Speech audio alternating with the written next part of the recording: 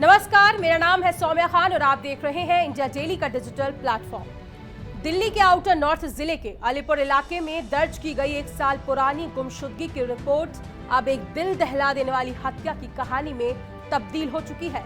ये कहानी केवल एक हत्या की नहीं बल्कि एक महिला, उसके प्रेमी और एक सुनियोजित साजिश की है, जिसमें झूठ, धोखा और नफरत का ऐसा घिनौना जाल बुना गया है कि एक व्यक्ति की जान चली गई।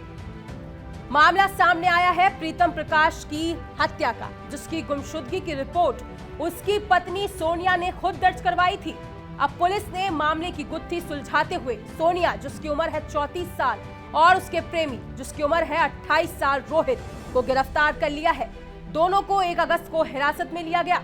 पुलिस के मुताबिक ये कोई अचानक हुई हत्या नहीं थी, बल्कि लंबे वक्त से चल रही घरेलू कलह और एक अवैध प्रेम संबंध का परिणाम थी। रिपोर्ट्स के मुताबिक प्रीतम और सोनिया की शादी तब हुई थी जब सोनिया सिर्फ 16 साल की थी। ये एक लव मैरिज थी, लेकिन शुरुआती प्रेम जल्द ही घरेलू हिंसा, नशे की लत और आपराधिक प्रवृत्तियों के बीच गुम हो गया। प्रीतम का आपराधिक इतिहास काफी लंबा था। वो चोरी, किडनैपिंग और अवैध हथियार रखने जैसे कई मामलों में जेल जा चुका था। शराब का आदी प्रीतम अक्सर सोनिया के साथ मारपीट करता और उसकी जिंदगी नर्क बन गई थी। इसी दौरान साल 2023 से 24 के बीच में सोनिया की सोशल मीडिया पर रोहित नामक युवक से जान पहचान हुई, जो दिल्ली में टैक्सी चलाता था। दोस्ती जल्द ही प्रेम में संबंध में बदल गई और दोनों ने मिलकर प्रीतम को रास्ते से हटाने की प्लानिंग रच डाली। शुरुआती बातचीत में सोनिया ने हत्या का विचार रखा, लेकिन जब रोहित ने इसके लिए 6 लाख रुपए की मांग रखी तो बात टल गई। लेकिन समय के साथ साथ सोनिया के भीतर की घुटन और गुस्सा हत्या के इरादे को फिर से जगह बैठी। 2 जुलाई 2024 को प्रीतम से झगड़े के बाद सोनिया अपने बहन के घर सोनीपत के गन्नौर गई थी, रोहित की टैक्सी से। वहीं उसने एक बार फिर रोहित के साथ मिलकर हत्या की योजना बनाई। 3 दिन बाद यानी 5 जुलाई को प्रीतम सोनिया को लेने गन्नौर पहुंचा। वहां दोनों के बीच एक और बड़ा झगड़ा हुआ। इसी झगड़े ने सोनिया के भीतर तक को झकझोर दिया और उसने हत्या का फैसला ले लिया। पुलिस के अनुसार सोनिया ने अपने जीजा के भाई विजय से संपर्क किया और उसे 1 लाख रुपए में प्रीतम की हत्या की सुपारी दे दी। 5 जुलाई की रात उसने प्रीतम को घर में रोका और खुद छत पर सो गई। देर रात जब वो चीख की आवाज से जागी तो देखा कि प्रीतम गायब है। अगले दिन वो उसके ऑटो लेकर दिल्ली लौटी और उसे बेच दिया। ऑटो की बिक्री से मिले पैसे विजय को सौंप दिए। मामला तब खुला जब एक अन्य केस में प्रीतम को अदालत ने भगोड़ा घोषित कर दिया। पुलिस ने जांच शुरू की और उसका मोबाइल ट्रैक किया गया, जो हरियाणा के सोनीपत के जाजी गांव में एक्टिव पाया गया। पुलिस ने वहां दबिश दी, लेकिन प्रीतम की जगह रोहित पकड़ा गया, जो उसी का मोबाइल इस्तेमाल कर रहा था।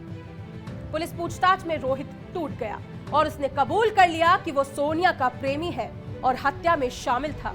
मोबाइल उसने हत्या के बाद नष्ट करने के लिए लिया था।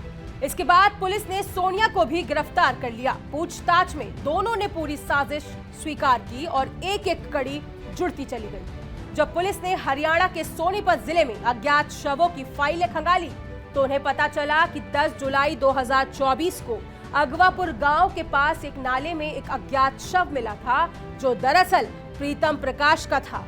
शव की शिनाख्त यानी पहचान उस वक्त नहीं हो सकी थी और मामला अधर में लटका रहा। अब जाकर यह स्पष्ट हुआ कि ये वही प्रीतम था जिसकी हत्या कर शव नाले में फेंक दिया गया था। हत्या की इस जटिल गुत्थी की आखिरी कड़ी बना विजय, जिसे जून 2025 में चोरी के एक अलग मामले में गिरफ्तार किया गया था। पुलिस ने जब उससे गहराई से पूछताछ की तो वो भी साजिश में शामिल निकला। उसके बयान से पुलिस को पूरा घटनाक्रम समझ में आ गया और आखिरकार इस साल भर पुरानी गुमशुदगी की कहानी का सच सामने आ गया।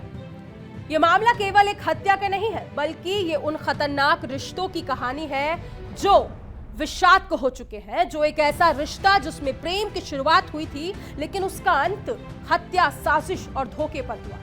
ये केस हमें ये सोचने पर मजबूर करता है कि घरेलू हिंसा, असफल विवाह और सोशल मीडिया पर पनपते अवैध संबंध कैसे समाज में अपराध का कारण बन सकते हैं। सोनिया की स्थिति भी समाज के लिए एक चेतावनी है। जब तक जब एक महिला लगातार हिंसा और अत्याचार झेलती है तो वो किस हद तक जा सकती है।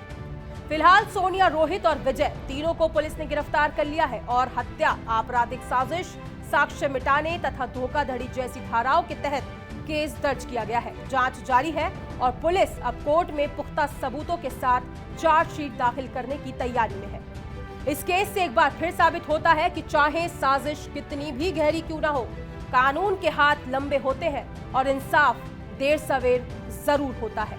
फिलहाल इस खबर में इतना ही। अपनी राय कमेंट सेक्शन में जरूर बताएं और ऐसी ही तमाम हर बड़ी अपडेट के लिए इंडिया डेली को सब्सक्राइब करना ना भूलें।